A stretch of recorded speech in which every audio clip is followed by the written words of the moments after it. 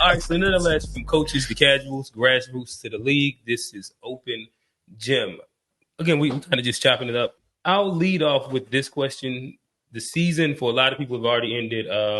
We had a question sent in. They wanted to know how y'all basketball seasons go this year. Before we get into that, if you're paying around the room, you'll see that we do have another special guest, the amazing Coach A. From JMA to fly training to just across the board. I'm allowed her to introduce herself and everything that she does. But Coach A, what's going on? Not too much. Coming from training this morning, a lot of the kids over at JMA. But my name's Andrea Williams. Everyone calls me Coach A. I am with Fly Sports, Future Legendary Youth. Working over at JMA this year, back there, started at one school and resigned from my position there, came back to JMA. And we had a pretty successful season, I would say. It's my third year there with Coach Herbert. I am an assistant coach instead of a head coach, but we're working towards that. Been in the game, played the game from 5, Division II athlete, full scholarship. That's what's up. Leaving school, I became an official referee. Did that for 16 years, all the way up to the high school level. From there, got bit by the coaching bug, and I've been doing that for about the last 10 years, and I've had Fly for the last 7. So kind of seeing the game from all angles and applying all the things that I learned and the things that I continue to learn so that I can give it to the kids that I have the opportunity to work with. Love what I do with an absolute passion and purpose. And my job is to put them in the better position for success, teach them who they are or help them understand who they are as individual athletes and send them out into the world to be great. All right. Sounds good. Been doing a great job, Coach. Been doing a great job, Coach. For sure. Not going to let you escape without saying how y'all season ended. I think the kids say with a chip. We did. What happened? We got the chip this year. Overcome a lot of adversity and made history by being the first middle school city champion this year. Yep. Great tournament that we had to end the season. We won the conference outright by going to a point spread. Playing against Bradley twice in the season, Ranson twice in the season, then have to play them again in the playoffs was pretty difficult, but we won the chip. Kids did their thing, and they came through. They stayed together, and we did our thing this year for sure. Congratulations! Thank you so much, Coach. Trey, how was I would ask, how was the Bradley? The Bradley situation, and then how was the Ranson situation? Both games. I mean, I think we all collectively know it's hard to beat a team 3 times in the season. Yeah. And coming from a conference that obviously shows a lot of talent with 3 of the teams in the Final Four representing from our conference. With Ranson, I love to see what they did with other teams. We did come in and we were ourselves in that semifinal, the last 4. And then with Bradley, it was a tough matchup again. We should have taken care of business quite early. We did let it get a little bit closer than we wanted it to, but we ended up coming out on the other end of it. It was a great win for all those kids to persevere and work together cohesively. It was a great thing to have happen for JMA. It's been a long time since they've seen the success that they've seen in the last 3 years. I will say, just watching y'all games, y'all's team brought the best out of kids. Like that Braden kid I watched with Bradley. I never seen him play like that. But when he played against y'all, he had his head on. Absolutely. The guard for Ranson, like they played the best when, and not to say they didn't play good all year, but when they played y'all, it was like it was a different level. Stepped up to the moment. Yeah. So I mean, the type of basketball y'all play, it speaks. Yeah, it comes when we come into the gym. We carry a lot of kids with us ever since we got there. We had a squad of 13 and then 12. And this year we had 16 kids. And practice up better, until practice better be hell. Practice better be hell. Oh man, you got to work hard against your teammates, make everybody else better. It's as part of because the next man up. Oh yeah, for sure. You know, you do what you're supposed to do. The next person will step up and make sure they get it done if you can't. But we do see that the competition does step up when we come in. If we're at first nobody cared who we were, and then we became the team to beat. Yeah. And so the best is what they show up with. And I commend Ranson, definitely Bradley as at this point, a huge rival for us. Yeah. And I can't front. Winning twice against them this year has been fulfilling. Yeah, fulfilling. I can imagine. I gotta ask you this: any wild parent moments? Oh man. Listen here. I ain't gonna front. Any bad parent moments? Bad parent moments that you remember? I ain't gonna front. I love coaching at JMA. Coach Herbert has given me the reign to communicate with parents. Q can tell you that I am very high on being organized and communicative to parents. I'm concise and clear about the expectations to start the season, strengths and weaknesses or areas of opportunity, what we're trying to get you to do by the mid-season, and then move on from there.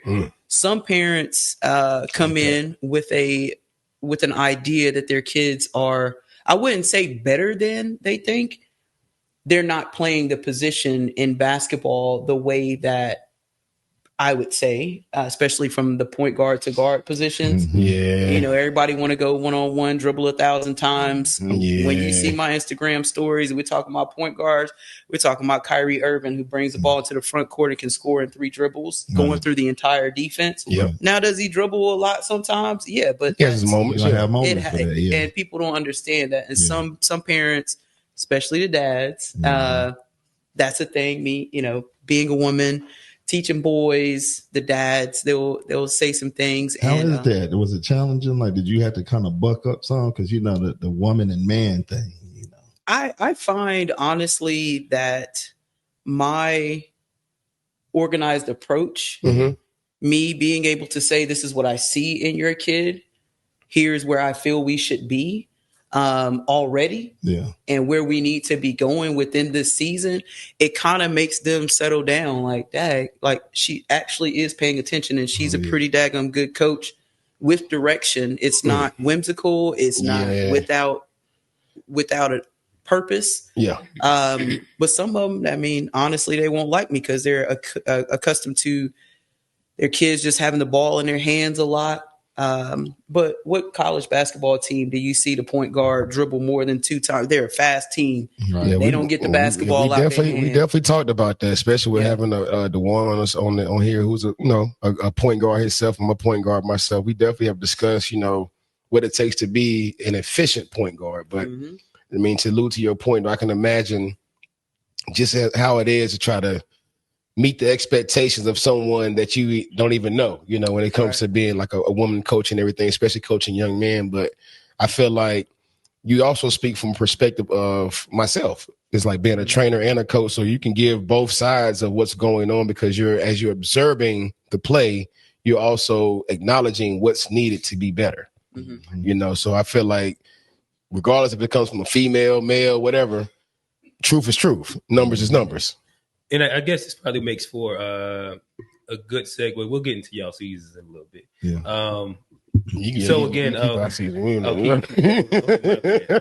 We had a pretty decent season. That should be yourself. But right where y'all are at, the idea of, again, Coach A being a woman coaching boys, and Wayne, this year you was a man coaching women or girls. I'd love for y'all to kind of speak to the dynamics of coaching the opposite gender. And, eventually we could walk our way into just like some of the differences in between both of the games, or coaching both of them, just in general. Well, I feel like, as coaching the women's game from a male's perspective, there's a more so just an understanding of everything else outside of basketball. So that means it's more than just basketball when you're the male coaching women's game. You have to understand the things that go into the nuances off the court, on the court, how to trigger them to where you're coaching the women's game. The biggest thing is they want to know the why. They want to know the why. So you can tell, coaching the boys, you can be like, yo, go do this. Cool. They'll run through a brick wall without anything. Women's basketball is like, why, coach? Why am I running to the corner for? Why am I cutting through this way and not getting the ball? So it's the why for them that helps teach them the game a lot easier because they're open-minded to understanding why we're doing everything we're doing. Everything we're teaching is a why moment. So it makes when they actually figure it out and understand what you're trying to teach, it makes it so much easier to guide them because they understand why you're doing it. So I feel like that's one of the things I enjoy about coaching women's basketball versus the men's, just the mind that goes into understanding the game itself and not just playing it as an athlete. With the males, I feel like they try to overcompensate by being athletic versus being disciplined or fundamental at times. Not saying that women are not athletic, because I promise you, I had 3 this year that will be dunking by their junior year. Man.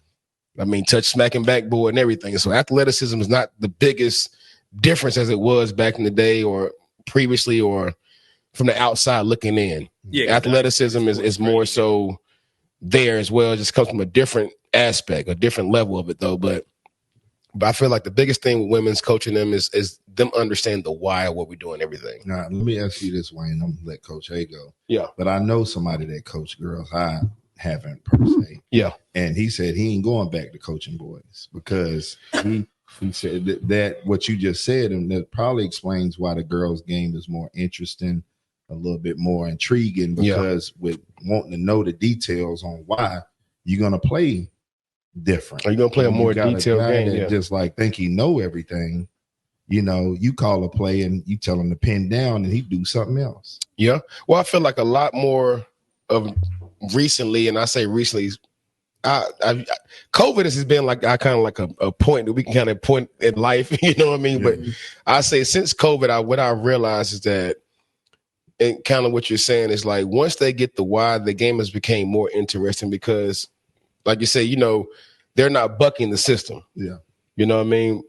With male athletes, you get a lot of I know. With females, I'm getting more so they're students of the game. Yeah.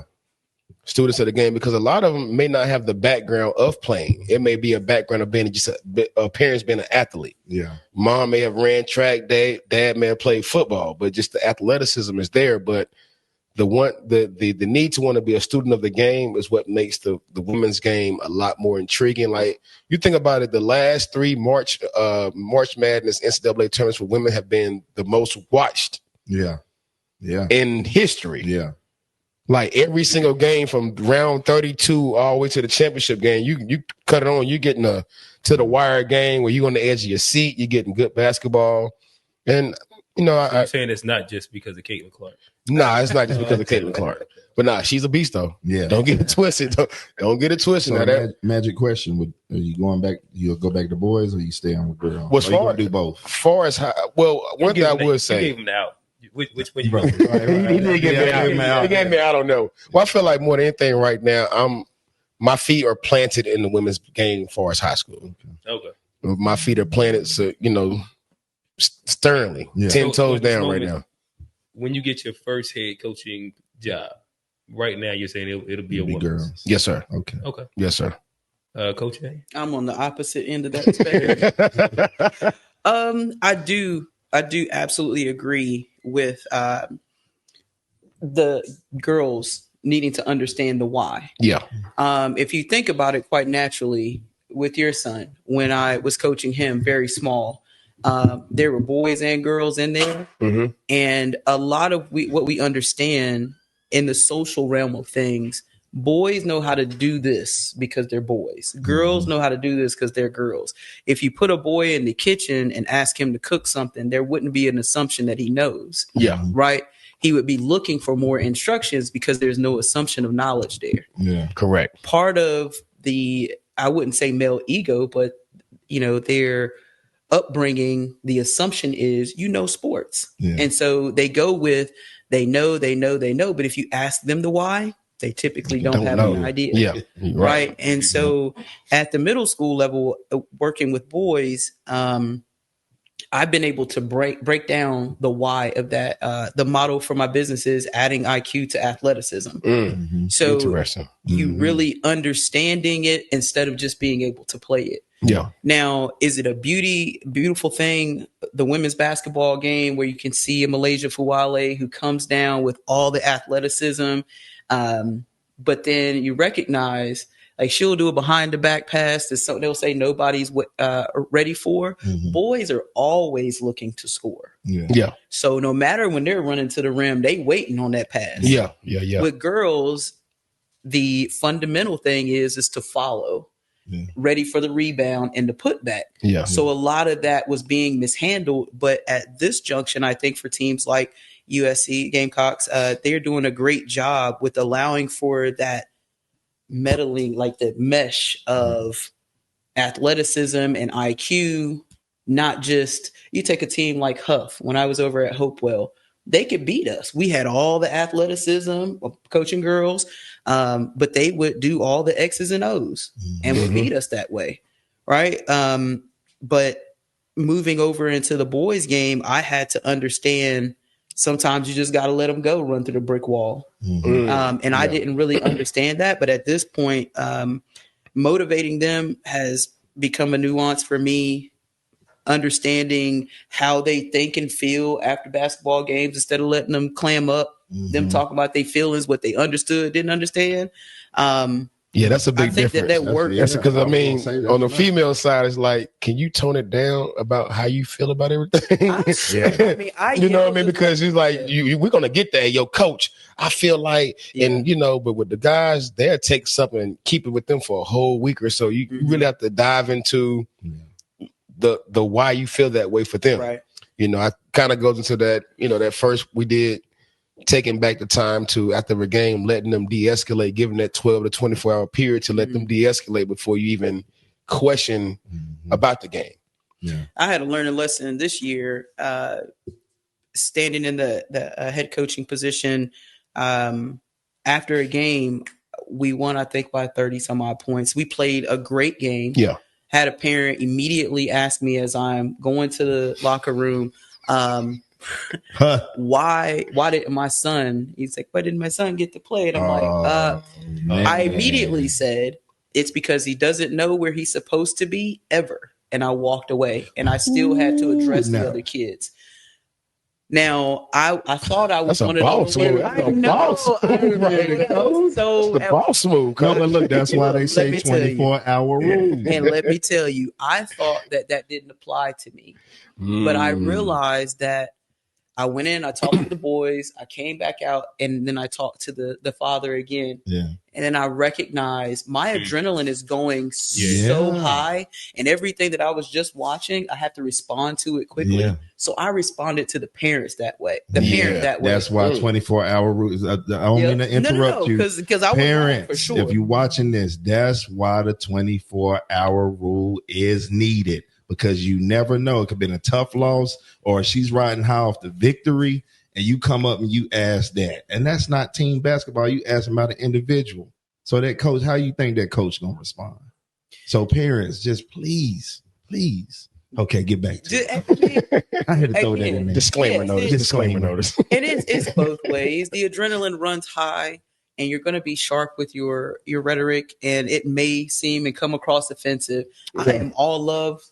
I don't do it for any other reason. It ain't my ego, anything of the sort. But I was definitely wrong, and I've learned how to handle that. You wasn't wrong, better. Coach. I'm on your side. That parent was wrong. 24-hour rule. They came up too early. Yeah, they did. I mean, I ain't even clear the bench. They was wrong. Now that sounds familiar, Q. Oh yeah, that sounds familiar. We literally just seen that a couple Fridays ago. Nonetheless, right now we are kind of speaking of, I guess, semi-gender based on like the game. Again, shout out to everybody that has helped and sent in questions in the on Instagram. I'm going to try my best to get to as many as possible. We do have one that is a bit gender-based. I'm going to try and shout out the people that send it in as well. This is Curlette, and she asked, suggestions for single moms, no basketball knowledge, how to support my son. So again, right now we are kind of talking about differences between the male game, the female game. This is advice from somebody that's just, as a woman. Yeah. How can I help support my son? What are your thoughts? I would say, as a mom, and we always talk about this, because I've seen moms as more intense than the dads. They yelling at the boys on the floor and like, what are you doing? I've seen that from the mom. Just be a mother. And if there's anything else you need to understand as far as coaching and trainers or whatever else, start fraternizing with the parents and say, hey, where did your kid go? Who do you know as far as a trainer? And, because it's all a network. The biggest thing what you find out is everything is based off situation and networking. And if you don't know about the coach that's at a program or what he's looking for or what he's doing, then your kid is going to get the end of the stick. Okay, I'm going to bleep it so you ain't got to bleep it, Q. But, just self-censor. Yeah, self-censor. But just network. Instagram hit the little bleep anyway. Yeah. But just network. That's what I would say. Start talking to these people. Don't stay in your little corner. I see some moms, they'll get in their little corner and they'll support the kid and they'll walk out. No, start talking. Because when you get over there in those conversations, you'll start hearing what's going on. And it may be beneficial for you. That would be my advice. I think one of my things is read a rule book. Yeah. Okay. Interesting. It doesn't matter if it's a parent, kid. Obviously, we need officials, coaches. Yeah. All need to see what the inside of a rule book looks like. Yeah. We keep that on hand. We keep it on hand for real. Know we what keep the it on actual hand. rules are, because officials can mess up mid-game. Yes. We keep it on hand. You can't tell them that it's order of occurrence. It would be foreign language to them sometimes. I already know. So let's talk about that. But as a single mother, I would definitely advise actually knowing the rules of the game, understanding what the expectations are of your student athlete. Communicate with coaches. Yeah. You might have to bleep this out, but let's make sure that the relationships are what they need to be for the kids, because a lot of things get misconstrued. Get a little confused with what is the reason why a person is interested in working with my kid. Where does that come from? You might just be beautiful, and they, now, especially when you're talking about single mothers, though. Now you're right about that. Like, it is its own game. It really is. In a sense, become a student of the game yourself. YouTube, I feel like is a good thing. Watching the game itself, like you say, communicating with your coaches, not being in your own little corner when it comes to being a parent at the game. Because we all know there is at least one kid that is a little bit superior to the others. We're not going to say they're just the best, but they're just a little bit superior. That may it be at a younger age, they're a little bit more advanced, or a higher age, a little bit more IQ to the game, or their body's a little bit more filled in. It's okay to be inquisitive.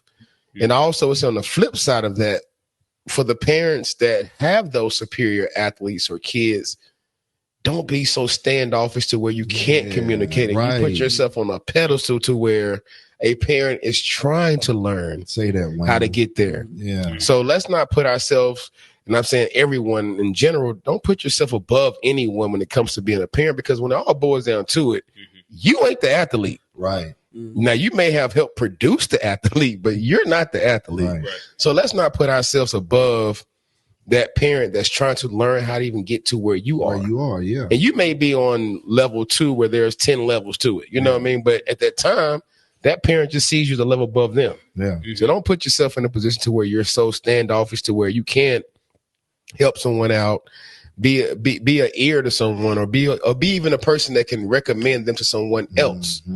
You know what I mean? Because like you say, it's a family, it's a community, it takes a village.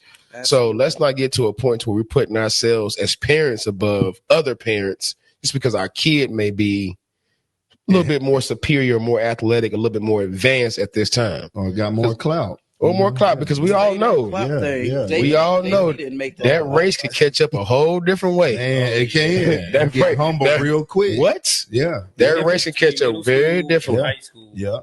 The race in itself is it's like you just, the longer you stay in it, the longer you see exactly what you say. Exactly. So it's like over and over, where it's like quick attention, and a lot of times that leads to a lack of development at that moment as well. Yeah. And then you see kids that were physically superior in middle school.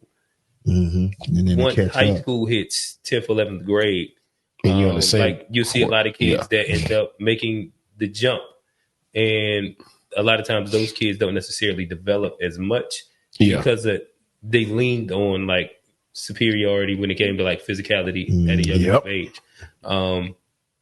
Great. No, answer the question. No, but all I want too, why coaches in, I just want to give you your flowers, on how structured, your guys were just watching y'all. And I'll say, just looking at your layup line, I was like, they're gonna win the whole thing. Hey, just looking at the layup line, just looking at y'all, I was like, because that was my first time really seeing you in action like that. Because people was talking about it all year. It was like, man, JMA good. Mm-hmm. But watching you this year, I think I seen, maybe a couple games when you played Ridge last year. Mm-hmm. But this year, I was like, yo, she got the whistle out. Them boys moving like, I can only imagine. I can only imagine that look like right now. I'm gonna shoot my shot right now while we live. She looking like we just hoop. We just hoop basketball right here. I shot my shot, y'all. You know what I'm saying? He done turned into a recruit. Yeah, turned into a recruit. He recruiting coaches already. Right. Off the pod. No, but you do a good job. And I could say I reciprocate that same energy when it comes to you. We as assistant coaches, a lot of the time, the work and ethic, all three of us as assistant coaches, the work ethic, what we bring to the game, it often goes overlooked. Oh, yeah. But the three of us, I would say between us, we couldn't care less. No. And that's the best part about doing this, is that we don't do it for the accolades. Right. Like if you think about it, if we did things for accolades, we'd be sitting back crying, soaking about something for whatever reason though. But for a love of the game and the love to want to bring the next generation and the next generation up in this game the right way, that's enough for me by itself. You know what I mean? Just seeing the kids that couldn't make a left-hand layup last week make one 2 weeks later. That means more to me than, hey, Coach Wayne, hey, Coach Chi, y'all the ones. But guess what? Real, what they say, real, no real. I'm not real, dude, no real. When they looking, I already knew. And no knock to nobody on that bench. But when I'm seeing it, I'm like, oh, she legit. Oh, no. Legit. It helps. One of the things that does help for me is the explaining. Yeah. So when we're doing layup lines, it's not an empty drill, but we do it from 4 years old all the way up through professional basketball. Yeah. But what happened? When does that happen? What are we trying to teach through a layup line? Right. Floor spacing, being able to determine who is being picked up in transition, keeping it to where you can make that pass that's going opposite, or you continue to attack, but everyone's continuing to move to the basket. So if it's a 2-man break and your advantage is the 1 man that's standing in between, do I take the layup or do I wait for the person to step over? Then I'm passing the basketball. So it's levels to the things that you're learning, and the application of where it happens in a real game becomes advantageous for a coach like me, because it's not just saying go out there and do it. I'm going to tell you why you're doing it. And then on top of that, when it happens in the game, I want you to be able to identify it, look at me, and I feel what you're saying now. Yeah. When the light bulb goes off for them. Man behind the computer over there, halfway through the season, he would look at me for things. Yeah, that's a great and it's like he would look at this gentleman at first, but then we got through that 8th grade year and he's like, Coach A.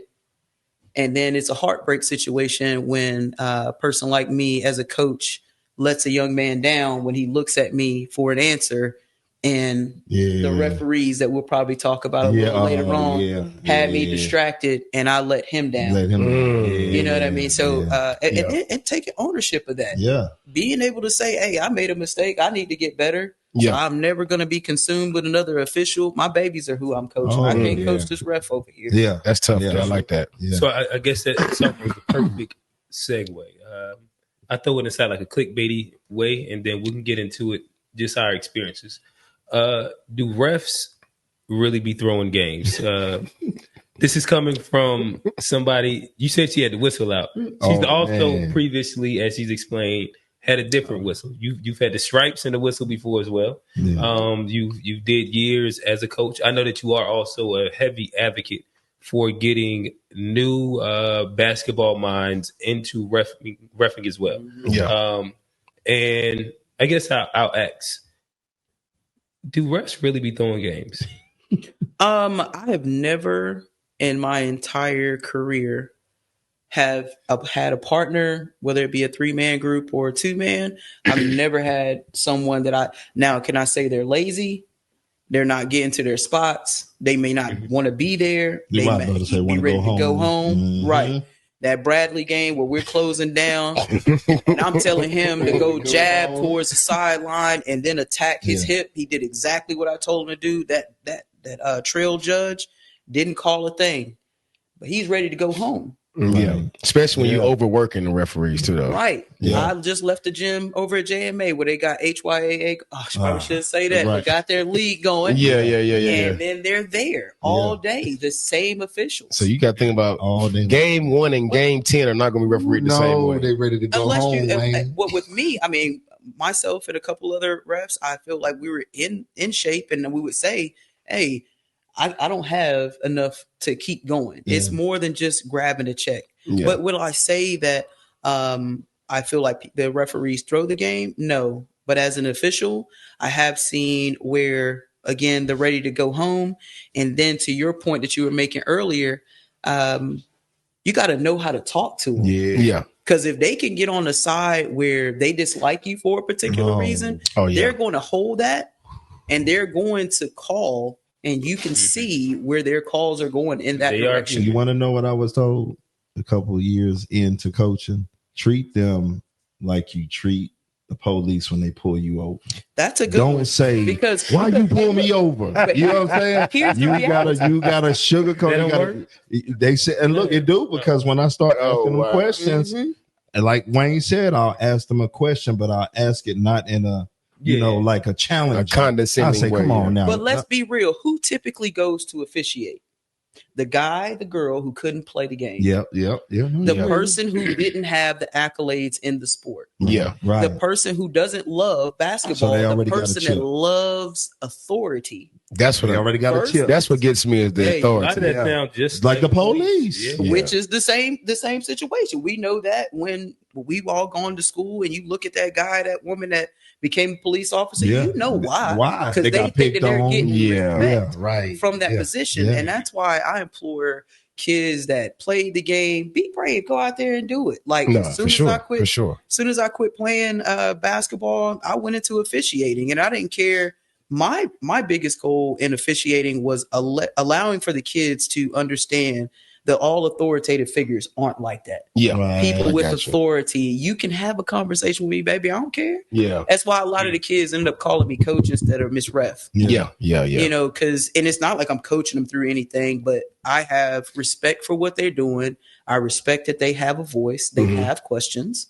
And I have a formative opinion about what I just called, and I can tell you what I saw. I don't have a problem. I'm already cool. Right, but they still need to approach you.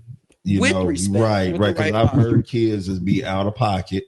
Oh, yeah. And you got and coaches that allow these kids. That's why we see. That's the new generation, though. That's that new generation. Don't let these kids question. I get on my kids. If they say something to you, hey, come here. Don't talk to them. The only thing you should be telling her is if somebody pushing off, tell them. Let her know, because she might not be seeing it, and say, hey, look, he pushing off or grabbing me every time. So she'll look. But outside of that, don't say nothing else. And a lot of officials, they'll tell you, I'll take a look. Yeah, right. And in all honesty, I had a kid, I felt that he deflected the basketball on the baseline. Yeah. And he wasn't livid. He was very respectful, but it was a pivotal play. I felt like I saw the rotation of the ball change, thinking that he hit the ball. But the conversation that I had with him after the game, and they ended up winning, I said, did you touch the ball? He said, no, ma'am, I did not. And then I said, I promise you, referees make mistakes too. being able and being Ownership. humble enough and taking Yeah. ownership with these kids, it goes a long way. They start to tell you the truth when you tell them the truth. Right. If you think you're above reproach with these kids, it doesn't matter if you're a trainer, coach, mom, dad, official, it doesn't matter. If you always condescending to them and they can't have a conversation with you, they're not going to. Yeah, you're right. And then the disrespect comes in because they don't feel heard. They feel disrespected. So are we taking ownership with that type of stuff? We make mistakes too. Right. And now let me talk about my mistake real quick. Can we get some violins playing? Q. Wayne, I'm sorry. I got an open gym hoodie on. I brought Q's in and I didn't get yours. I'm taking accountability live on camera. I got you, Wayne. Nah, bro pulled up at the daggone biggest game of the year. And Stu, And look, and then another person that watched the pod like, yo, Wayne, where your hoodie at? I'm why like, he the only one walking around like he honcho? I'm not a honcho. I seen him come through the door. He wiped his chest. Yeah, like his chest on, bro, came in. I was looking at bro like, look, y'all not gonna separate us. I'm not a honcho. We a 3-headed monster. We gonna all be in here fly. I got us. nah, I appreciate you. I'm taking ownership. You see how I did that on camera? It's important. Yeah. Wayne was I bet my she feels vulnerability last week. That's good. I like us growing as well. Yeah. So fellas, I've been on the sideline with both of y'all before. Yeah. I ain't saying that I've seen hostility with refs from either one of y'all, but I would love for y'all to talk about some of the good and bad, and if you feel that a ref has thrown a game. Hey, look, I'll say this, Wayne. I'll say it real quick. Yes, sir. When I first started Halo Elite, there was a ref that was out there for me. And what I ended up finding out was the guy that was my assistant played for him. Okay. And he told me, and I was like, and it was just the fact that I was a newbie. I'm a new guy with a new movement. Gotcha. And it was that, you know, like you said, some of them, they might have failed at some point. And you see new blood, and it's like, who do he think he is? And I'm not even coming in the gym like that. Yeah. But he would deliberately get me in a bonus foul. And I thought I was tripping at first until he shared that with me. Because I used to play with him. I was like, oh, that's why. Yeah. I need to get you off my bench. You know what I'm saying? Well, go ahead. Nah, I mean, I would say for me, a lot of interaction with the refs earlier when I was coaching came just because I was feeling I could affect the game as a player still, as a coach. Yeah. So being intense on the sideline, you felt like you had to make a comment, make a statement to be heard, not necessarily for the purpose of going at the ref, but just letting them know you see something and you feel a certain kind of way. Yeah. Now, as I've grown, I've learned to, like I said earlier, you know, kind of throw it back on the ref to kind of give me the honesty of what they're saying, what they're seeing. So it's like, okay, you call a foul. I feel like my player hands were straight up, you know. So now you call a foul, you're saying he came down. So I'm asking you, what can I do in that moment to teach my player to be better? So you may say, hey, coach, you know, I felt like the hands came in front of the face. So now I'm teaching all my kids now hands behind the ears, you know, arms straight up. Because if your arms are behind your ears, there's no way they're forward. Just, you know, just small nuances like that, though. So there is like you said, a nuance to that. We are teaching kids that if your hands are straight up in the air, that you're not impeding progression to the basket. Yeah. What they really need to understand is it a hit? Is it a hold? Or is it a block? Yes. You need to understand what the mechanics are from the officials and adjust as such. Now, if a referee comes and he does this, then or she does that, it's obviously a hit where there might have been some action that comes here. But if your hands behind your ears, you chest up and wall up, legal guarding still has to be constant. Like you have to have it and establish it when engaging. Yep. Where the kid may, you know, we see a lot of blocks. We don't watch that. We see the block up here. We don't see what that right hand is doing. Yeah. It's all ball. He climbed his back to get up there. To get up with his right hand. And so some of those things, when you're asking the question or you're trying to correct the kids, that's what our job is, right? Yeah. So when the referee is calling something, you get a clarification on it, and then you coach to it. That stays in the great graces of the official because they don't have to. The expectation is I'm gonna call what I see, and you can adjust to it or not. Yeah. But that's with consistent coach refereeing, because that don't happen all the time. I would say another thing about the referees that kind of just got me earlier was when you're coaching a certain type of kids, when you're coaching for organization, and we want to take it to the AAU world more than anything else. Now you're talking about it may feel like I'm being affected by the referee based on the fact that you may have had a coach in my organization that you didn't like, or it may have rubbed you the wrong way, or you have eyes, you're human. You see the fact that there's a mismatch in as far as the athleticism, the ethnicity, the culture of the game. So I feel like referees, it feels as if they may side with one or the other in the midst of games, and we talk about the 50-50 calls that could go one way or the other. It feels like those calls are going against you. Yeah, especially if it's like a bigger player. I'm glad you brought that up, like a bigger player, more athletic player, more athletic team, more aggressive team, because I've always had a team that we've been considered called aggressive, more aggressive than anyone else. And I always say, if the ref calls it, we adjust. If they don't call it, keep playing.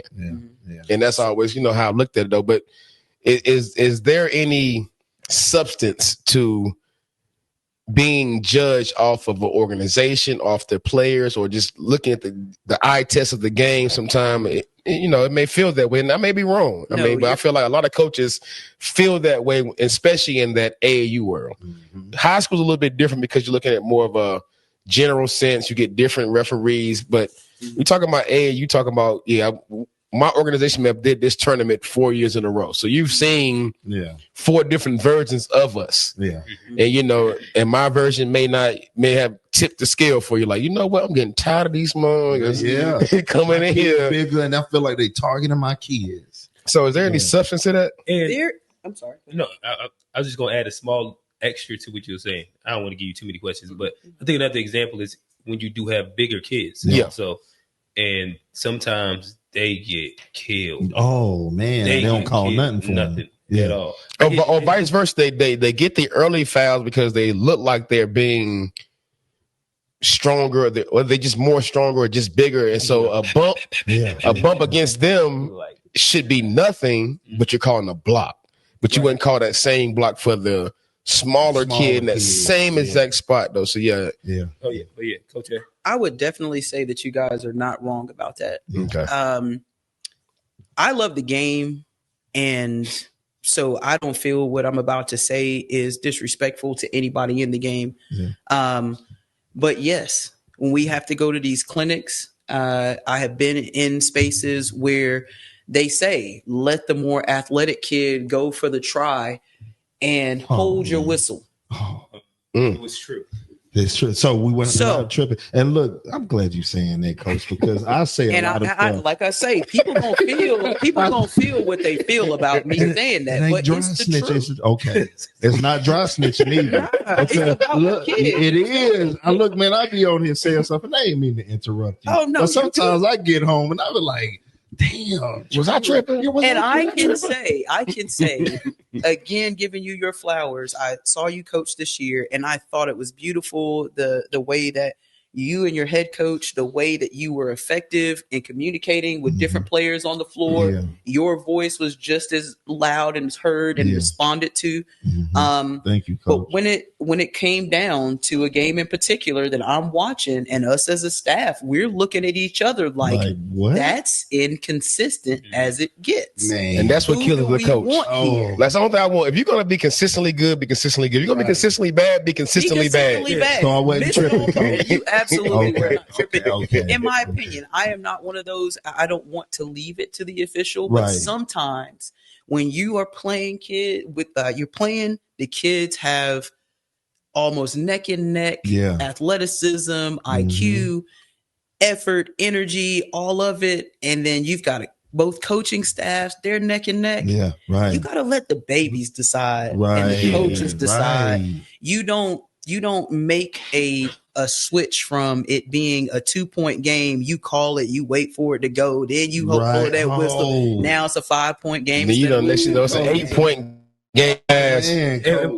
To continue on exactly what y'all are saying, and this affected like my son and this team in a positive way, but to me, I still felt like as a ref, like you can't do that. You gotta let the kids that game. Where there was a game recently that we was at, Maybe all of us was there. Well, maybe I know me and Wayne for sure was there. But the game, it was maybe like 3 or 4 seconds left in the game, and kid went to the free throw line. It was a 1-point game.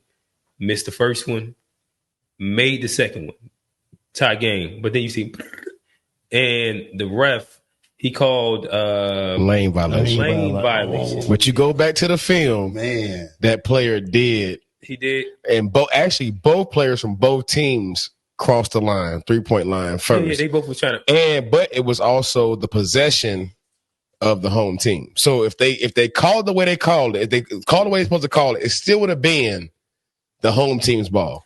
Yeah, that's you giving grace, because if there was an infraction for both, then you do go to the jump ball. But was it called? It was called. It was called on the visiting team. Yeah. Okay. Yeah. On the visiting team, correct. Like to me, I feel like it's the right call because he did. So we're talking about a player outside the 3-point line. Mm-hmm. Free throw went up. They rushed in. Right. And shot went in. Blew the whistle. No shot. Right. Lane violation. Mm-hmm. So from you make that call though? Yeah, to me, like that. You make that call. If you go back and watch the film, it was very, very obvious. Okay. Like there was like 2 or 3 ones where in that game it was kind of like 50-50 call. But did he get to the free throw line on the bad call that sent him to the free throw line? I'm not mad at that take either. I think that's fair. Yeah. Like the kid kind of did, and I guess like reality, you kind of play on both sides of it. Yeah. The kid, he did the thing where I jumped into him, so I'm gonna hope the ref make the call. So, coach, as a referee, we talking about this right here. We go straight up, and I was taught that if human nature is, if you take the contact and take it into my chest, what is my body gonna do? Fold to a little bit, right? But I stay here. Yeah. But because you initiated contact, I went here. Yeah. I blocked it, and a foul was called. What do you call So you go to the free throw line and kind of things. So things kind of played out through the basketball gods itself. Yeah. In a way, of course, everybody can look at it from. But all I'm saying is that I would have just rather just let that game go into overtime. The kids were going to decide it anyway. Him making that free throw was kind of putting it at an even slate to where it kind of, to me, it just didn't matter. I got you. Let's put Coach my son benefited from it. But would I have loved to not have the ref decide the game to an extent? Of course, the kid did the infraction or the double infraction or whatever. But it was just like, that's tough. Let's put Coach A on the hot seat. What you calling on that same moment? Well, it's kind of hard to give her the dynamics of everything without divulging too much information. Because we try to stay away from the direct names and everything like that because. But in a sense, we're speaking on a sense where there's a series of crunch plays under 25 seconds. You go back and look at the film. I actually watched the film with the referee, and there were a lot of things pointed. That's why I'm speaking on the perspective of this right now, because the questions were presented to me, and the first night it was called him. It was like, yo, watch this film. He's like, hold up, I'm going to watch it with you on the phone right now. So we literally talked about like 3 or 4 moments after under 25 seconds. It was multiple bang bangs that went both ways. It was the 2 blocks, then the scramble on the floor that could have been called a walk. It was called a jump ball. Yep. It was in the moment. But what he said was the referee wasn't in the correct position to call the jump ball. So you got what you got. She talked about that. Like, to me, you just let them kids go in the open. I got you, though. But yeah, but then at the same time, they get judged on that too, though. They get judged on making the right call in crunch time as well, though. And there are consequences to your actions. Yeah. And one of the consequences as coaches is we had our big kid. I told him, and I don't know where in the world he decided that on the release beyond the perimeter was something that you should do. NBA. And how many times it's the only level NBA. Yeah. The rule became a rule from the NBA, Michael Jordan era. Because Jordan just take off and just dunk that thing right back in. Right. So, and there's no level of like you being able to box that person out. So we're talking about a coach who hasn't coached to that. And though I've told my kid in the past that you can't do that, even the game before, don't do it, he still did it anyway.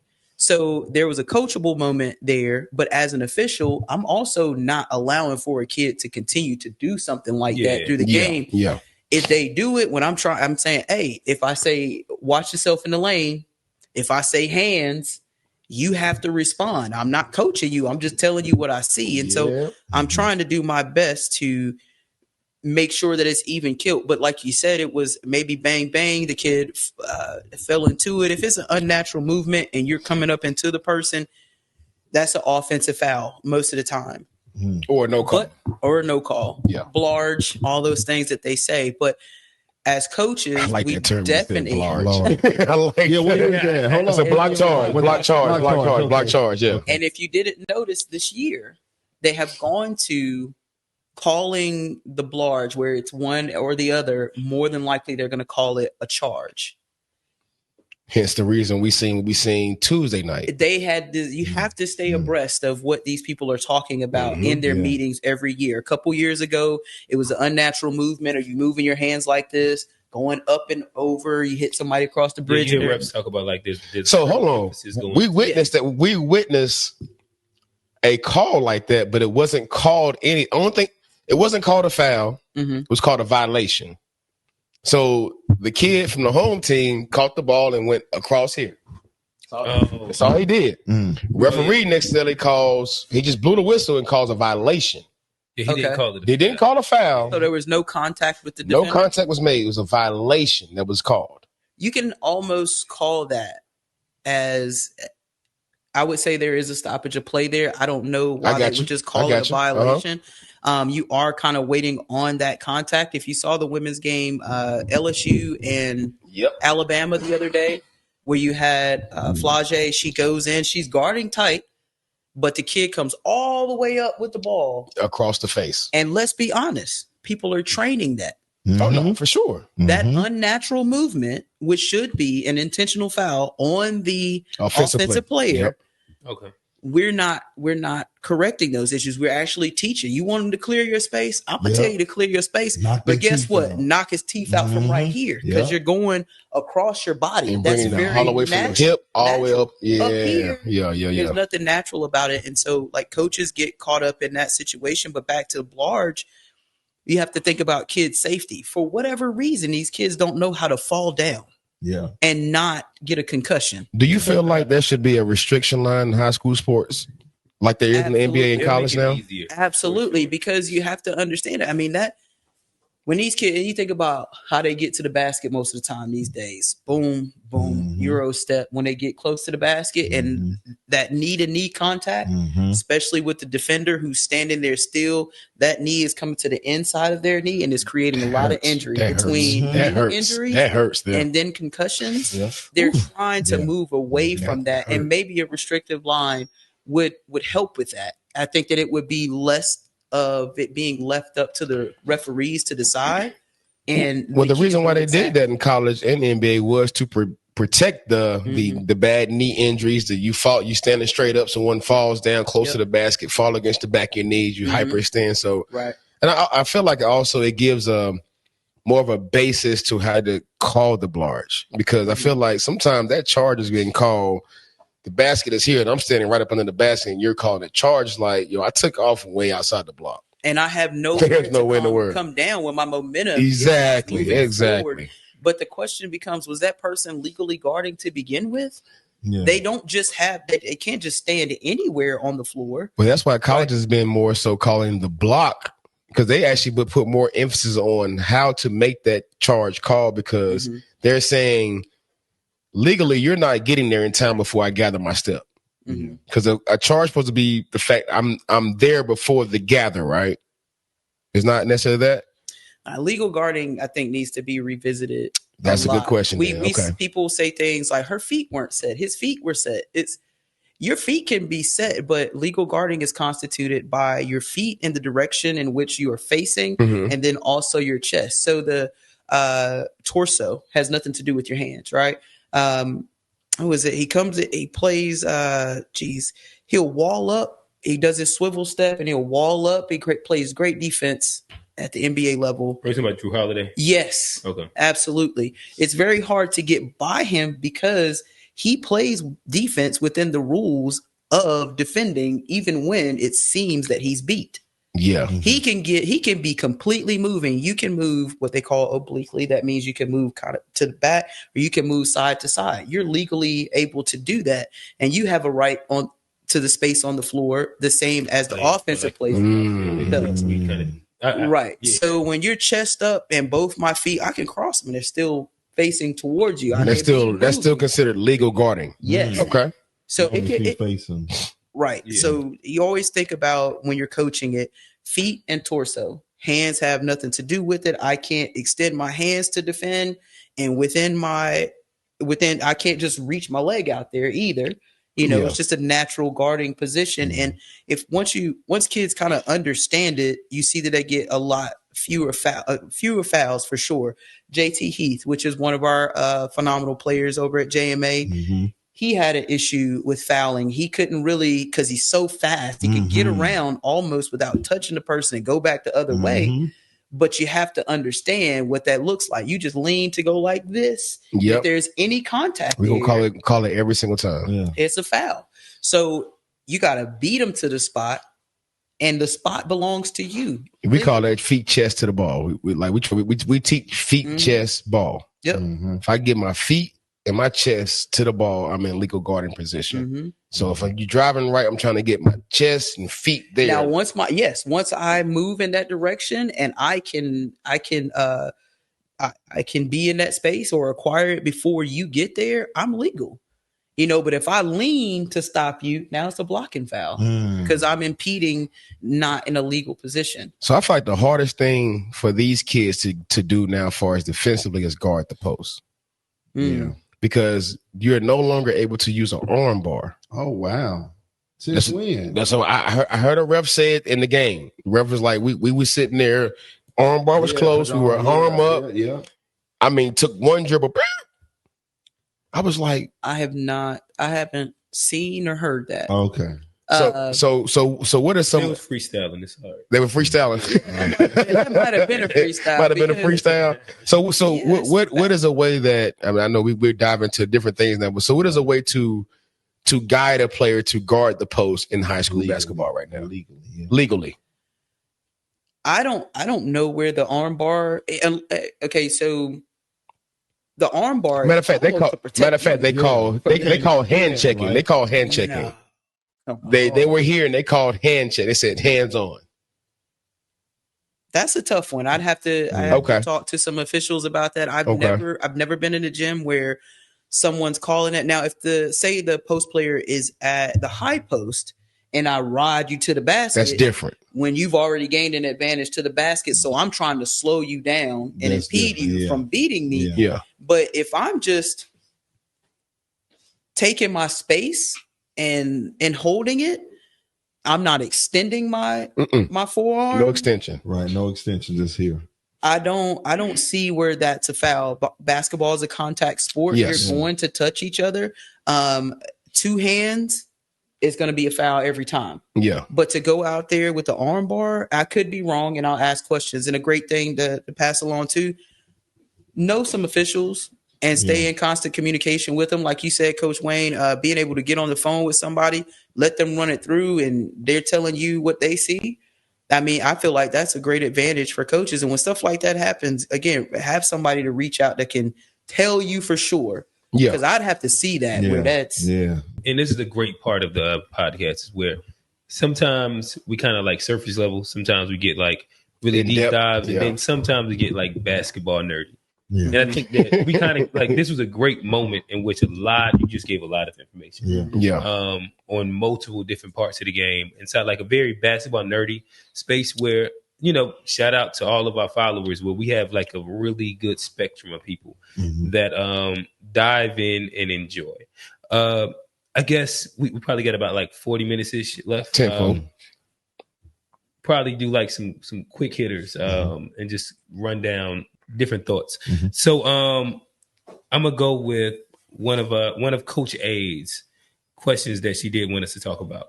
Does coaches having to be in the school on the public school level, does that hurt the quality of coaching at the public school level? Coach A, that is a great question. No, I'm in total agreement with that. I just feel like working within the school system shouldn't limit what can be for a student athlete. Meaning that, I don't feel like we're taking away from anything that do work, from any people that do work in the school system, because opportunities are there. Of course, they didn't want to take it though. So if you got someone that wants to be involved with the kids and lead and guide them the best way they can, and they pass all the background checks they need to pass, why not allow them to coach? Right. Why do they have to be an employee of the system to be head of a student athletes? You know what I mean? I just don't get that. But I feel like in a sense you have great people as assistant coaches because they really can't be a head coach because they don't work within the school system. So you're talking about that was my situation, man. You, myself. We had DeJuan on here last week. DeJuan is another guy that's a great basketball mind that could definitely be a part of a school system and leading and guiding, but because he doesn't work within the school. Even my cousin Isaiah Hunter over at North Mech, he hasn't lost a JV game in 2 years. Yeah. You know what I mean? Shout out to Zay. Like why is bro can't be a head coach because he don't work within the school? Right. So I feel like, that's something that should be revisited. I understand the basis for it, but where we are right now, what I'm saying, I understand the basis. I know. But you know me, I'm gonna be good. Yeah, because the basis is an old school thing. You know what I mean? More so, a lot of your head coaches were your PE coaches, PE teachers. They maybe went to school for physical health or whatever it may be. But more so recently, you're talking about people who have actually played the game at every level, coached it at every level, been around it, that you don't want around them full time because they don't work in the school, and it's messing the game up. CMS, okay. Like you got a staff. You got a staff within our conference this year that consisted of an NBA player. Oh, he's you got an NBA player over there. You got great college players. That did it and done it. A great basketball mind, the head coach, and you trying to tell me that I ain't gonna lie, the biggest upset happened when one of the other coaches stepped up. Yeah. So you talking about a guy that didn't work for the school, coached into one of their biggest victories of the year, with a staff of guys that have done a many different levels of basketball but don't work in school. Look now, go ahead, bro. Do what you do. No, well, do what you not do. Do what you do, bro.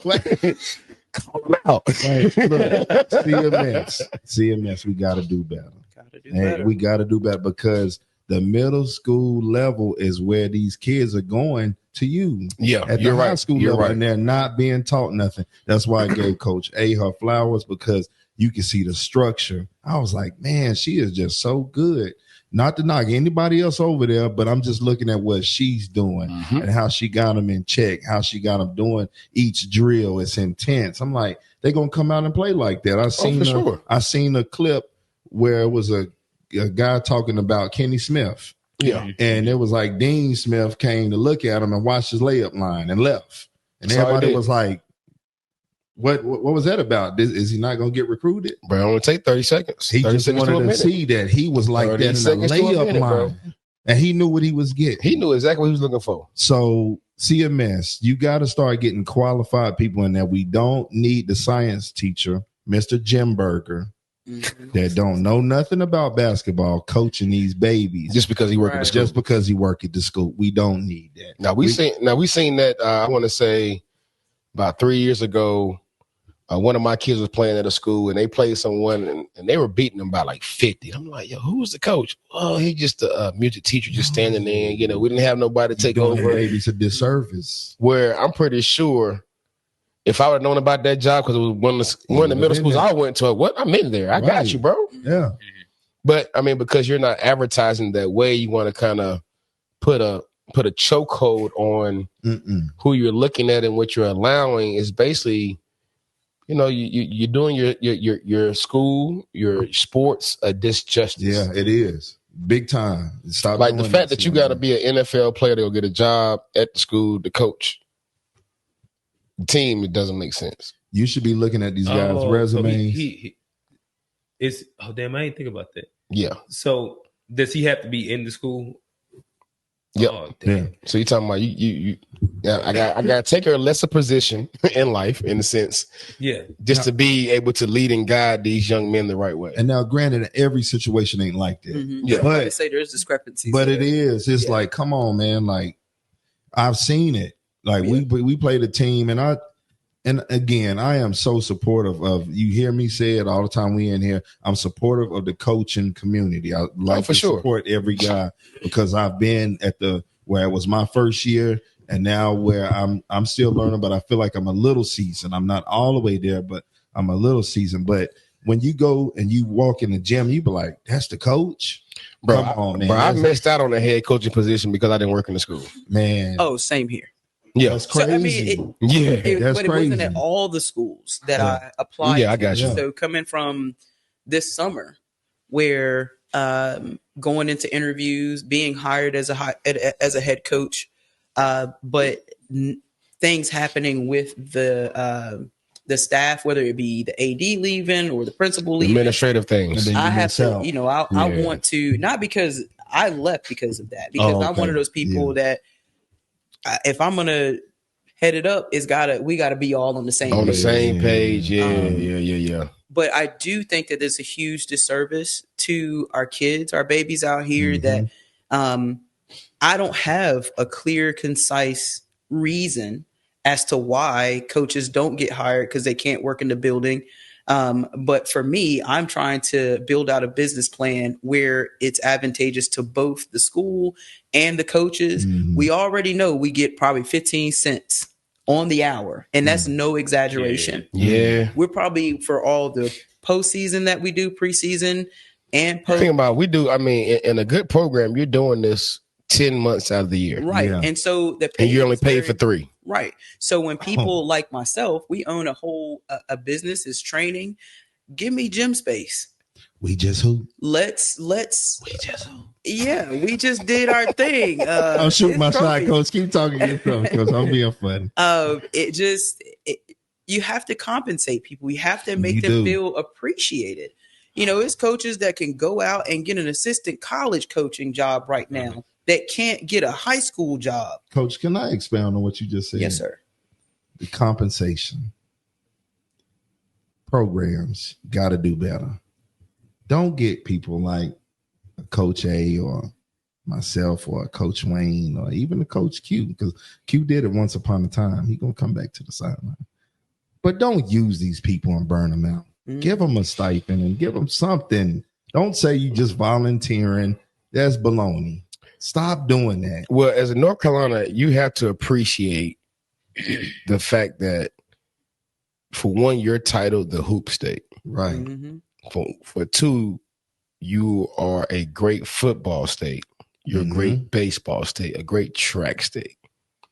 Now, I'm saying it to say is, you wonder why people are leaving North Carolina going to South Carolina. Yeah. Yeah. Because we can get paid in South Carolina. Talking about South Carolina is there at the school. You don't have to work at the school, and I know there are at least 3 coaches that have took a job there. They're making significant amount of money to take care of their families. Yeah, just to coach a sport. But you should, because you putting in your time. Of course you should, but I'm just saying the value they're placing on that versus what has been placed in North Carolina is kind of beyond me. You know what I mean? I mean, you look at what happens as a result to that. When people are compensated well, then they create skill development all the way up through. You got high school coaches communicating with middle school coaches at a better level. Yes. People are incentivized to do things at a quality level with consistency over time. I would say this last thing before we throw it back to Q. The best coaches to get their kids in school have been there with longevity. Right. Imagine being able to say we're in college right here. We're a conglomerate of coaches in a meeting.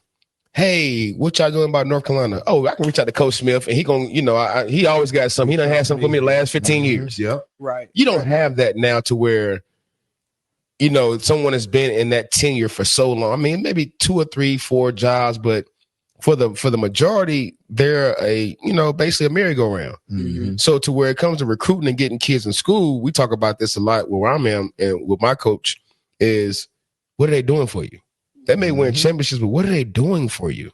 Are they literally getting you in school? Do you got an offer? These are the relationships that has to be built and have to be sustained. Relationships, like who over time. are you talking to as an AD? What type of checklist does your head coach have? As a AD, are you coaching your coaches? Are you structured with an overall objective that they fill in the blanks throughout the year to make it an overall expectation of excellence within the four walls of your school? Yeah. Outside, inside, whatever. It's your school ground. So are we doing enough? And I don't think that it's happening. From the administration level all the way down, we need to do something better about it. Great point. So I guess as we're currently on the public school side of it, this is another Coach A question. I'll throw to you first. It's inside a bit of a clickbaitable way, but I'll ask the question, or I'll make a statement, and I'll get you to respond to it. Why I'm not favorable of AAU basketball as a public school coach? I would say that there's a time and place. Okay. Just, time and place for everything. As one of my dads, that we created a plan that had your son out of AAU for a summer, in my opinion. But then moving forward, that exposure that it gives them, say as a 9th grader rising to the 10th grade to the 11th grade, those years are imperative that you're playing as much basketball as possible. Yeah. At a high level too. Right. At a high level. But I've found that, competition is great for the kids, I would say between the 3rd and 5th grade. But once they get to middle school, they need to start reacting to, well, it's not just something to do, it's something that I am. And then you understanding your own individual, who you are as a student athlete, and then being able to assert those things. I got to prepare kids at the middle school level to go on and play for Coach Lewis, go over to Chambers and, play for Coach Frazier and all these other schools that have great coaching. I can't waste that time and then send them away to an AAU program that didn't facilitate the same progressive growth that we had at the public school level with the same intention.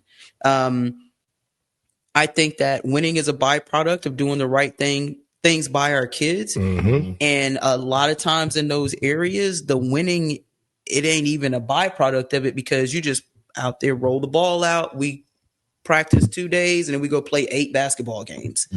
So where can you figure out what the strengths and areas of opportunity are? How do you adjust to it? And I found that as a public school coach, kids go, they could be averaging a double-double. They go away, they get 2 blocks somewhere, and now they're coming back fouling. Right. Because it's a different level of success between the two. Yeah. Well, I would say to your point about that is, and this is kind of going to take it back to a root thing I've been dealing with since I left Charlotte to go to school and came back. What is AAU and what is travel ball? Yeah. And A money grab. Because let's be real. I mean, before it was about really being. That's what I was going to say. You had 3 teams. You didn't make the 3 teams. You had 3 teams. You didn't play, and every single one of those coaches were serious about what they were doing, and they were invested. Right. And I was going to go back to what you said. Like in middle school and in elementary, you go to a point where you're committed to the game. After a point, it gets to how much are you invested. You know what I mean? We talk about investments in a whole sense of, we know that means putting something into something to get something out of it. Right. Versus being just committed to, you can be committed to a relationship, but you ain't putting shit into it. Right. Versus being invested into a relationship or invested into a sport, you're putting more into it and everything as well. Yeah. You want to go out? Yeah, no, just to talk about what y'all was saying on the question, that goes back to what we was talking about and just doing your research on programs. Yes. I always play the middle with stuff. Everybody that know me know I'm neutral. When I hear a public school coach or a high school or a middle school coach and they say they frown upon AAU, all AAU ain't bad, because AAU really, with these programs like high school, some of these kids wouldn't be who they are without being in these tough environments, going to Spooky Nook and all this and playing these guys from all these different areas. And then they come back and then it's easier. But back to what y'all saying is you need to be a part of a program that's really developing and teaching the kid, not just playing with crossover your mama elite. You don't play with them. Right, you go and really see who this program is and what they do, and then insert your kid, because all AAU ain't bad. That's my take on it. I guess maybe I take more of a bit of the devil's advocate role inside the conversation, where I guess I don't know. I think good coaching across the board is going to elicit really good results. So I guess maybe that's the baseline, and that could happen at the public school level or the travel ball level. I will say that with a good AAU program in comparison, or let me see how I can frame this. I think if we just put it at a baseline, I think that with a high school program, a lot of these programs, again, pretty much 9 to 10 months. You finish playing in March, you start back playing again in June, and then you got team camp in August. You come into school, you're starting preseason workouts in August, and you still playing preseason games the entire time. So you kind of have the kids 10 months a year. 10 months out the year, but you then also have 5 days a week. You're having them kids for pretty much 4 hours a day. 6 on Saturday. But but the reality would be that you get those kids 4 to 5 hours a day. 5 days a week, 5 to 6 days a week. You also are in control of their weight, not their weight, the strength and conditioning program, and then their skill and drill. Again, if you play on a good program, the kids don't get out a lot of times till 7, 8. And they're going in at 7:15. And there ain't no skill and drill at some of these programs. Well, I guess my major pushback that I would say where it makes it tough for me to lean on that side is only, and again, good programs do elicit good results. So I'm not saying that. There are some specific good programs that you could drop your kid in and you can see the development. I would say that there are a lot of programs in which the kid at the beginning of the season at best is the same kid that he was at the end. And it'd be hard to be all right, what did you learn IQ wise through the 10 months? Or what did you what skill set did you get better at or evolve outside of what you was already good at? That'd be my pushback. And just real quick before I let you two go, while we still talking about just the public school thing. Okay. All right. A lot of people, when I came into this, don't know who I am. I don't have the basketball resume as Wayne, right?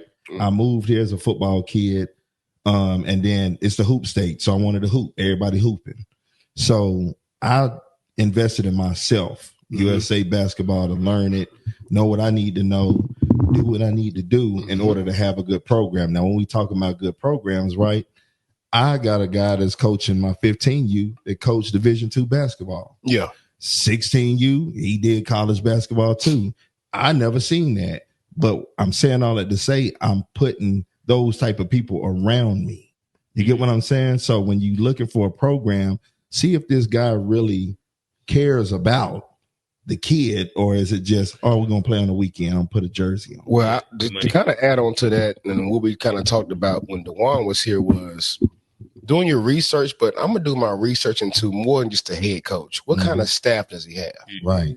You know what I mean? Because a head coach is only as good as his staff. You know what I mean? Are there some good basketball minds or basketball players that may have played the game? Is there, what are they putting around that one coach to help them be successful? Right.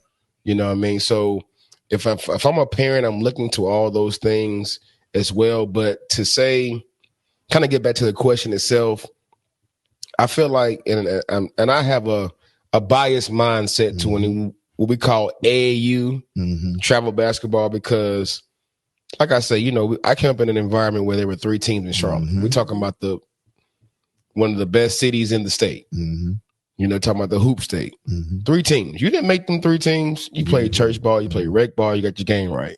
But that was a precursor to understanding where you stood in the game. And if you were invested, you got better. Right. Now, I understand why some public school coaches are not in favor of it, because every kid is not going to play for a reputable organization. Like you said, they got Grandma Crossover Elite. They got Grandma Hoops. They got Pops in them. They got Auntie in them team. Right. You know what I mean? And what happens with that is I take a kid that didn't make the good team, form a team around him. But what happens is he's cool with the good kid. Now I'll pull this good kid from a situation that can help them just to be the face of my plan to help my kid out. Right. So now no one is developing. Nobody. And on top of that, it's a bad leader. I'm not gonna call him a coach because it may be the dad, look good. the uncle, the mixtape. Hey, cuz, I got a little spot for you. You want to come and coach nephew and them? You want the IG mixtape with both of them on there going crazy. Both of them going crazy. Yeah. But then you have the organizations that stay out the way, that develop talent. That you see, like, dang, I ain't seen this kid in like 3 years. They come back, dang, that dude nice. She nice. Where's she been? Working. Right. You know, and you know, I'm pulling everything together. Like what you're saying, like indirectly, a situation happened like that with my child in 8th grade. Broke a thumb, couldn't start off AAU. So what we did, we stayed in the gym. And that pivotal time that we didn't play AAU was so much beneficial to his growth in the game. And sometimes I feel like it should be done prior to high school, but there is a point in time where you should take a summer off, a spring off, and really focus on the fundamentals, the body, the IQ, the investment into the game. Who are you? Who are you? Yeah. And not who I want you to be as a parent. Who are you individually? Right. Yeah. Because a lot of these parents and you know, or guardians are living vicariously through that child. The coaches too. Yeah. Coaches too. So you get a situation where, and I feel like coaching should be vented to a certain extent as well. There are the percentage of coaches that can coach the game that didn't play it. But at the same time, there's nothing like having game experience. There's nothing like having experience of being coached in a moment of high intensity, high IQ, you know what I mean? High athleticism on either gender of the game. So it has to kind of be a full fold in that. And I'm putting all it together to say, North Carolina, pay these damn coaches and quit worrying about if I work in the school or not. Right. As you jump in, I'll throw it to you. Well, yeah, I'll just throw it out first. And then, you know, expand on where you was about to go. When it comes to development across the board now. Yeah. And again, not looking at, because I think that isolated circumstances get isolated results. And again, we can point to like really good programs on the AAU side and really good high school programs on the high school side. Which one would you say develops more? AAU travel ball or the public school program per se?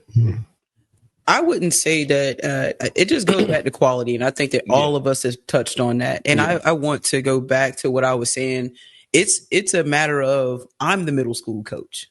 Yeah. So, and then my head coach is somebody that I totally believe in. We bounce off of each other. He's post, I'm guard. So we have that collaborative effort of quality where we're at. And then you choose this random AAU team to play for, and it has a lack of quality, but a sense of accomplishment and confidence. You digress. Yes, and you don't realize that because everybody's hooting and hollering and clapping for you.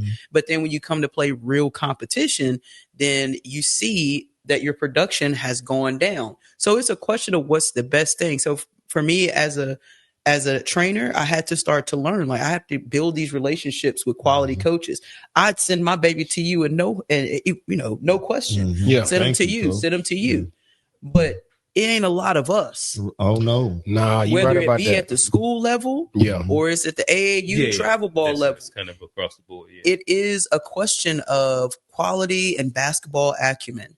If you don't find the program that it's not about your kid being the center of attention. It's about them progressing. And it's not about them going in the other direction just because it's something to do and you go vacation on the weekend and spend all the money and have fun. Where's your kid learning? So, Coach A, let me ask you this, and I'll extend this to y'all. Mm-hmm. So we talk about like which one could elicit more development.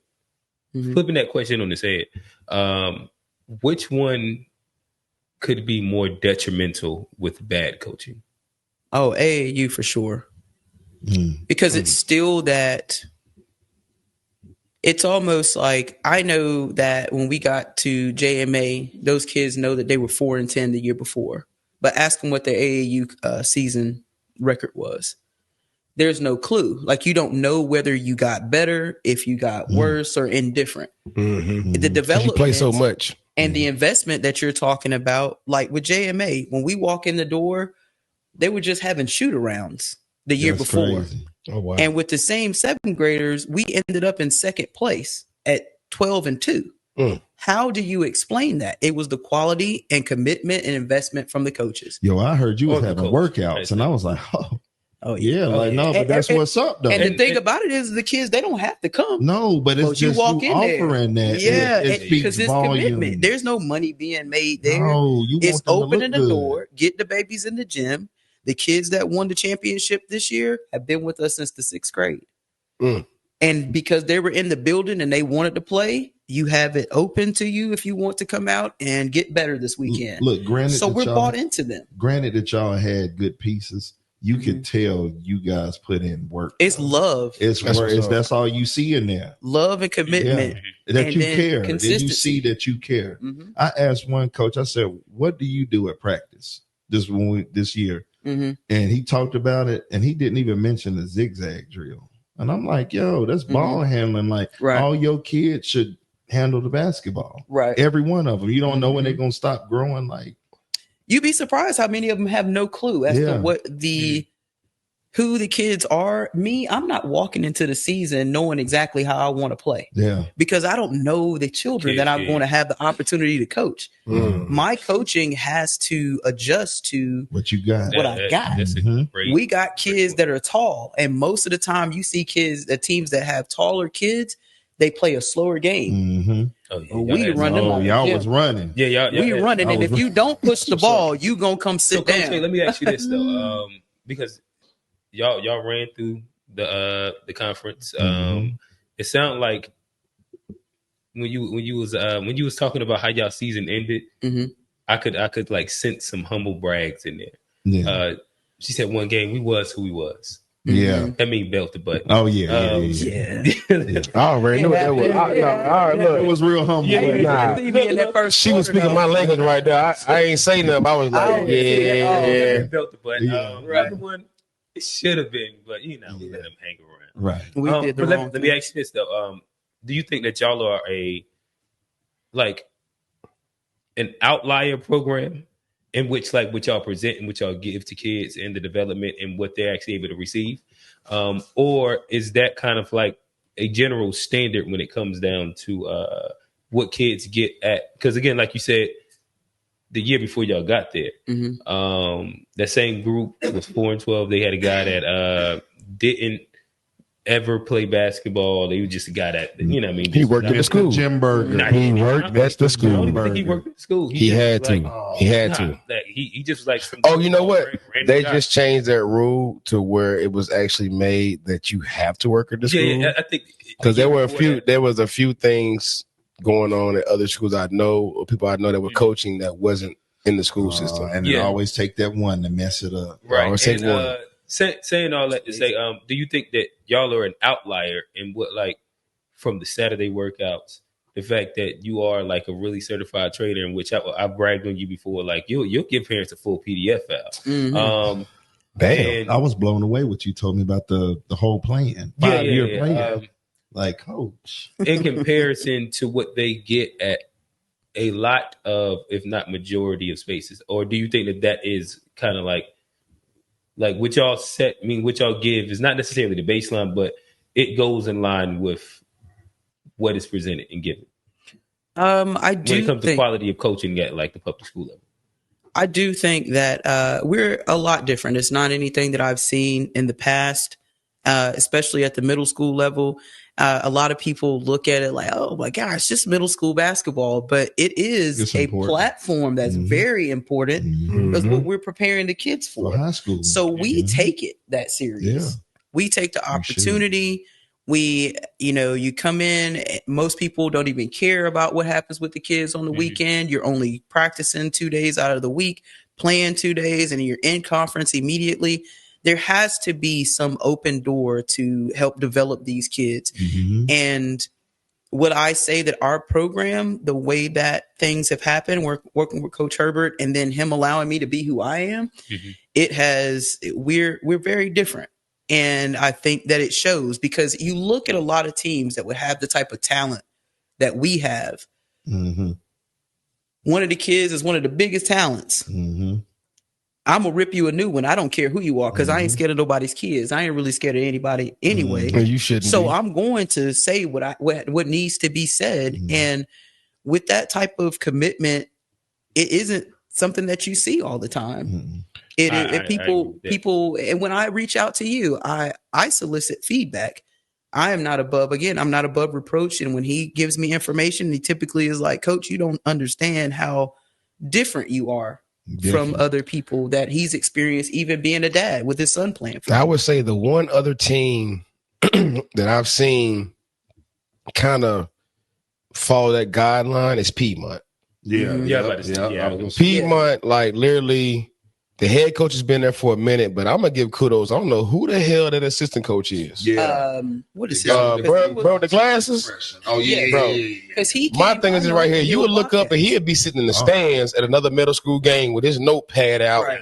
Bop, bop, bop, bop, bop. Them assistant coaches. But look, and the warm-up, you talk about the warm-ups. Yeah. They warm up differently than anybody else I've seen. They do. Now, mind you, I haven't seen all the teams because of just the divisions my son has played in or who I go look at to look at players. But you know what I mean? But he was at our game at the Piedmont. Chill out, bro. Chill out. My daughter cheers. She's chilly. She's chilly. I was supporting the chilly. Oh, but I was supporting chilly. I've been a girl dad. Shout out to his daughter. Yes, sir. There wasn't nobody on like that. No, I don't know what's going on with the game. It was a cheerleading battle that night. It was a cheer battle that night. A cheer battle.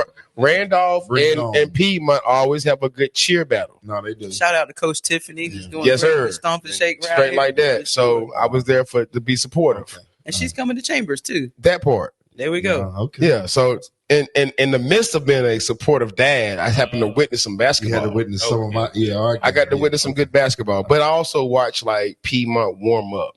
Yeah. And that guy runs a really meticulous warm up. I haven't seen you guys warm up or anything like that, but I've heard great things. We're talking about it. And I say attention to detail from the hop, step, the bump, the make sure you head fake step through. Like their rainbow is unlike any other rainbow I've seen. Yeah. And I'm talking about, rainbow shooting. Like they are very meticulous as far as how they do things, how they warm up defensively, to where I can imagine and compare it to what I'm seeing with them, what you guys are doing at JMA. Yeah. But I have to always give kudos to when I see good things like that and acknowledge those as well. And shout out to Coach Herbert too for just allowing you. Some guys get in the way. Sure. Sometimes guys get in the way, and just with you being a woman, don't want to seem like you know more. Or I can imagine. Yeah, so I can imagine. Let's talk. I didn't start at JMA this year.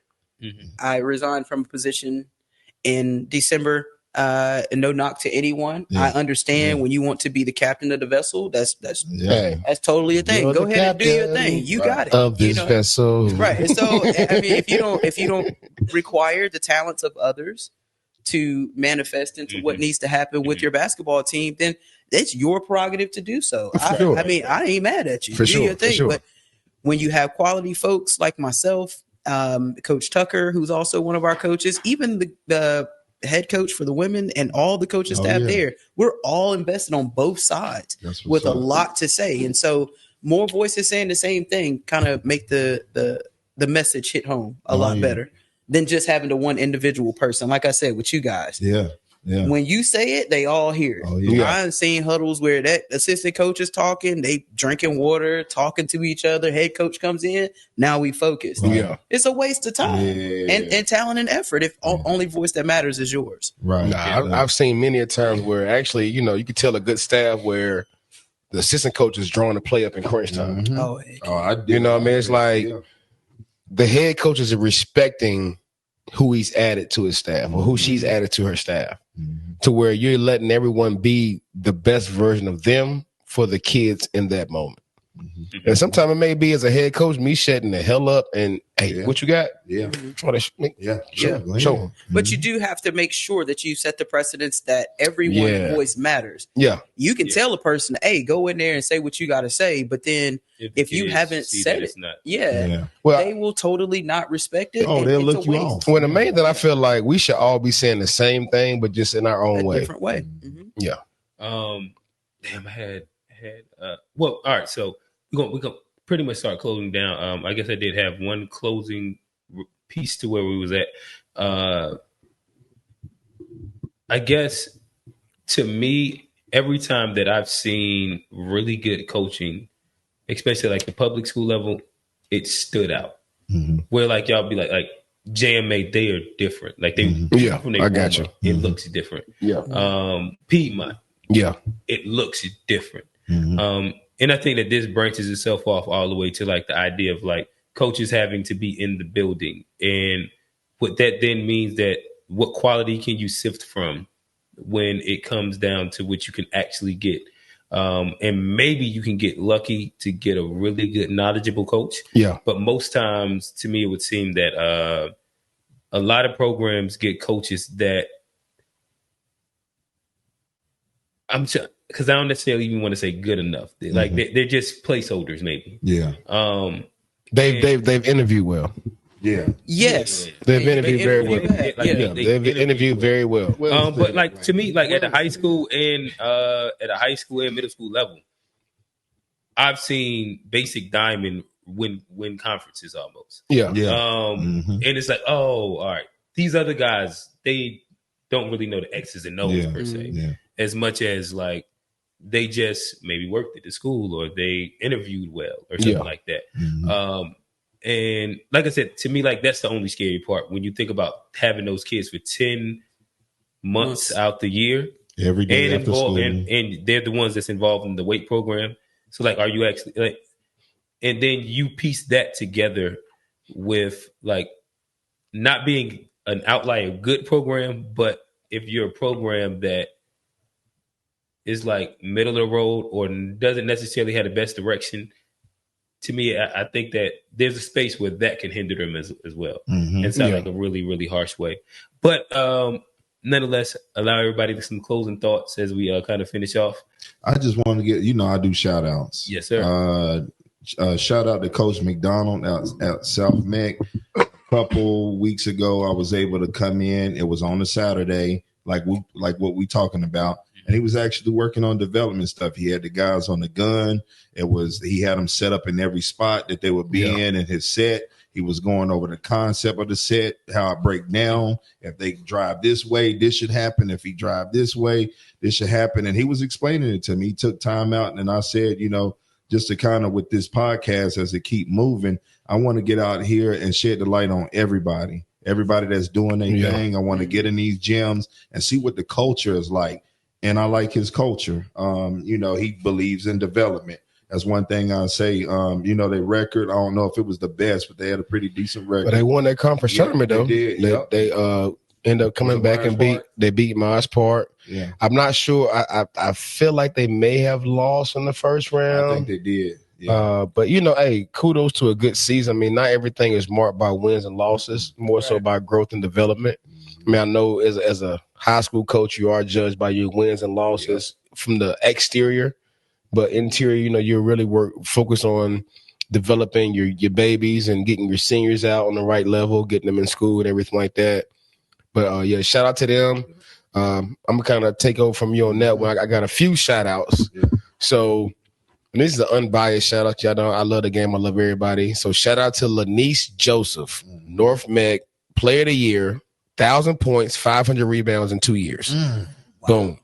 Shout out to Taurus Bowie, Marcus Carr, both hit 1,000 points this year. Hey, let me add to that shout out because I'll be a little critical sometimes. Yeah, yes, sir. Shout out to Coach Frazier. You coached a hell of a game against North. I'm gonna say it because yes, sir. And I sat there and watched it, and you got in your bag at the end and called some high-low action that they didn't have an answer for.